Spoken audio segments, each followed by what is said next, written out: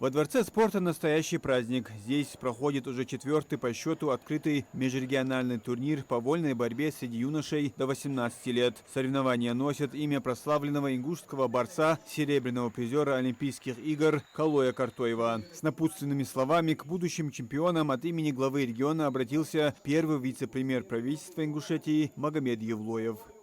Сегодня здесь собрались сильнейшие борцы. Я уверен, что у нас пройдут красивые и прошли, и будут красивые финальные схватки. Уверен, что победит сильнейший. Увидеть новых звезд борьбы и поддержать юных спортсменов приехали настоящие легенды. В числе почетных гостей олимпийский чемпион по вольной борьбе Билал Махов, двукратный чемпион Европы и чемпион мира Абдусалам Гадисов, олимпийский чемпион по дзюдо Хасан Халмурзаев и, конечно, виновник торжества, серебряный призер Олимпийских игр Калой Картоев. Большое спасибо, Калой, за приглашение на такой приятный организованный турнир, за гостеприимство на ингушской земле. Калой, хотел тебе пожелать огромной удачи за то новое направление, которое ты для себя взял в формате развития борьбы, не оставляешь это дело, передаешь все свои навыки, традиции, которые приобрел во время спорта для молодежи своей земли. Это благое дело, и пусть Всевышний Аллах тебе в этом поможет. Рад, что этот турнир становится ежегодным, что география турнира расширяется и что именно в честь таких людей называются такие турниры. Это прославленные наши спортсмены, которые показали себя не только на борцовском ковре, но и в жизни ведут себя достойно. Очень важно воспитать такую молодежь. Мои друзья, именитые спортсмены, приехали, все это ради вас, для нашего подрастающего поколения. Чтобы у нас спортивное, сильное подрастающее поколение выросло. Эти турниры, все наши олимпийцы, олимпийские чемпионы, чемпионы мира, чемпионы Европы, гости, все люди, которые в спорте достигли результатов и сегодня организуют такие турниры в нашей республике, это все делается для нашего подрастающего поколения, поэтому не упускайте такие турниры, шанс. И вот турнир начался. На двух коврах одновременно кипят нешуточные страсти.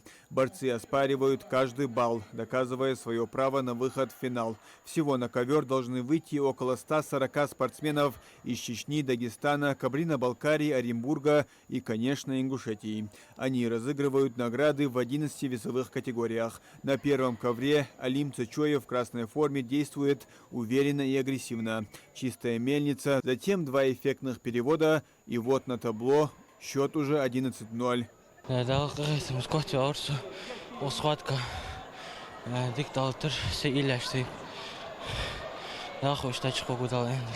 На соседнем ковре более ожесточенная борьба в весе до 71 килограмма. Микаил Тимурзиев в синем встречает серьезное сопротивление. Противник не планирует уступать, но Микаил проявляет характер и технику и все же склоняет чашу весов в свою пользу.